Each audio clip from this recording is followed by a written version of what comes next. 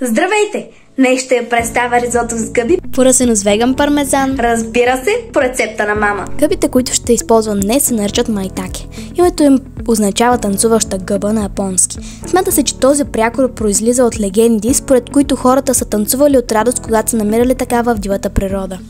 Не мога да ви гарантирам дали са танцували така,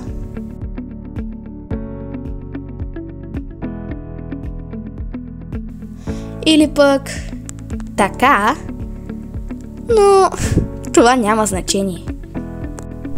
Гъбата е била толкова ценна в феодална Япония, че ловците са пазили в тайна местата си за лов. Благородниците са разменяли за теглото и в сребро заради вкуса и ползите за здравето. В исторически план тя е била ценена в китайската и японската традиционна медицина заради лечебните си свойства, като същевременно е била и силно търсен кулинарен деликатес.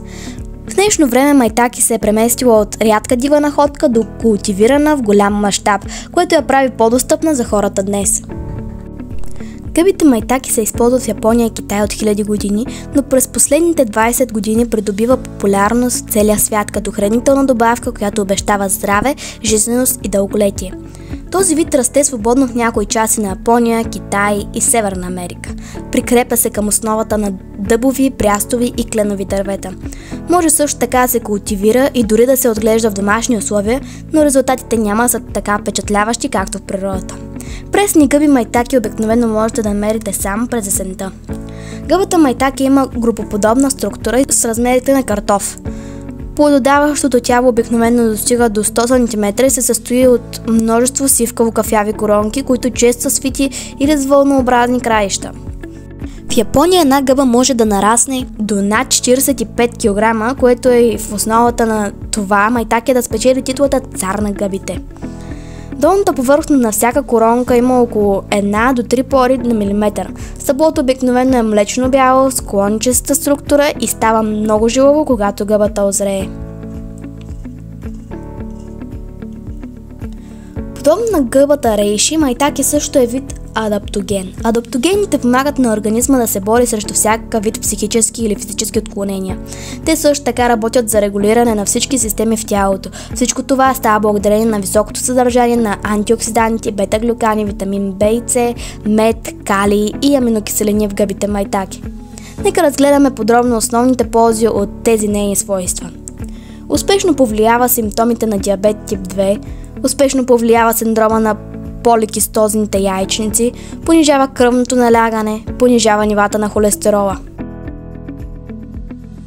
Това, което се заслужава да споменем допълнително обаче е, че майтаке е единствената гъба, която може да намали окислението в организма до 70%. Интересно е, че този вид може да предложи и 60-70% повече витамин D, който го поставя в конкуренция с гъби шиитаке по този признак. В тенджера добавяме кафяв ориз басмати, люта чушка, вода, гъбите майтаке. Не използвам мазнини, тъй като термично обработените мазнини са вредни за здравето. Мазнините, особено ненаситените, като слънчогледово или царевично масло, лесно се окисляват при висока температура. Триглицеридите, които са основен компонент на мазнините, се разпадат до по-токсични съединения и деривати. При прегряване или многократна употреба на мазнината могат да се образуват свободни радикали, акролеин и други канцерогенни или мутагенни съединения, които увеличават риска от сърдечни заболявания, диабет и рак. Високата температура унищожава полезните хранителни вещества и антиоксиданти, естествено съдържащи се в мазнината. Консумацията на силно окислени и термично променени мазнини се свързва с повишен риск от хронични заболявания. Също така не използвам и сол и лук, тъй като при термична обработка и те са вредни. Докато ризотото се вари, нека направим пармезаната. В блендер добавяме няколко скелетки чесън, бадеми, хранителна мая и разбиваме. След като ризотото е готово, разпределяме в стъклени кутии, за да може по-лесно да се пренася, може да се вземе на работа, на училище и поръсваме с веган пармезана.